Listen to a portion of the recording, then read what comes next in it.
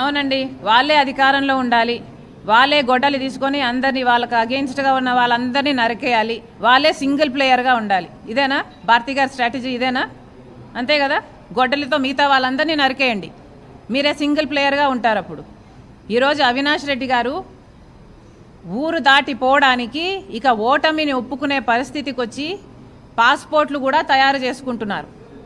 ఆయన ఊరి దాటిపోవడానికి ఎలా అయితే నేను తప్పించుకొని పోగలను, నేను ఓడిపోతే నా అరెస్ట్ ఖాయం అన్న పద్ధతిలో ఉంది వాళ్ళ పరిస్థితి. ఇప్పుడు నేను ఆంధ్ర రాష్ట్ర ప్రజలకు కాదు, కడప ప్రజలకు చెప్తున్నాను, అవినాష్ రెడ్డి గెలిస్తే నేరం గెలిచినట్టు, రాజశేఖర రెడ్డి బిడ్డ ఓడిపోతే నేరం గెలిచినట్టు. కడప ప్రజలందరూ ఆలోచన చేయాలి. మీ ఎంపీని కలవడానికి మీ జిల్లాలోనే మీకు వీలుండాలి అంటే రాజశేఖర రెడ్డి బిడ్డకు ఓటేయండి. మీ ఎంపీని కలవడానికి మీరు జైలుకి వెళ్ళాలి అంటే అవినాష్ రెడ్డికి ఓటేయండి. Thank you.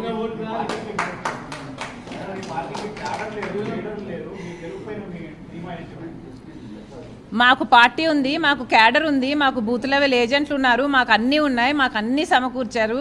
దేవుడు గొప్పవాడు, అద్భుతాలు చేసేది దేవుడు అండి. ఇలాంటి గొడ్డలితో మిగతా వాళ్ళని నరికేసి ఓన్లీ పార్టీ వైసీపీ పార్టీ అన్న వాళ్ళకి దేవుడు సహాయం చేయడని నా నమ్మకం. అదే నా నమ్మకం.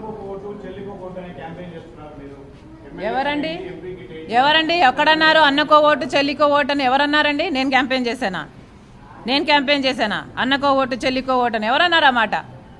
నేను కాంగ్రెస్ పార్టీ అధ్యక్షురాలిని, కాంగ్రెస్ పార్టీ ఎమ్మెల్యేని. ప్రతి చోట కాంగ్రెస్ పార్టీ ఎమ్మెల్యేకి మాత్రమే ఓటేయండి అని ఆంధ్ర రాష్ట్ర ప్రజలను అప్పీల్ చేస్తుంది రాజశేఖర రెడ్డి బిడ్డ. ఎందుకంటే కాంగ్రెస్ పార్టీ మాత్రమే ఈరోజు స్పెషల్ స్టేటస్కైనా ఆంధ్ర రాష్ట్ర ప్రజల హక్కుల కోసమైనా కొట్లాడుతున్న ఏకైక పార్టీ కాంగ్రెస్ పార్టీ. ఏ బీజేపీ పార్టీ అయితే మనకు ప్రత్యేక హోదా ఇవ్వలేదో, పోలవరం ప్రాజెక్ట్ ఇవ్వలేదో, రాజధాని ఇవ్వలేదో, అదే బీజేపీ పార్టీకి తొత్తుగా మారాడు జగన్మోహన్ రెడ్డి గారు.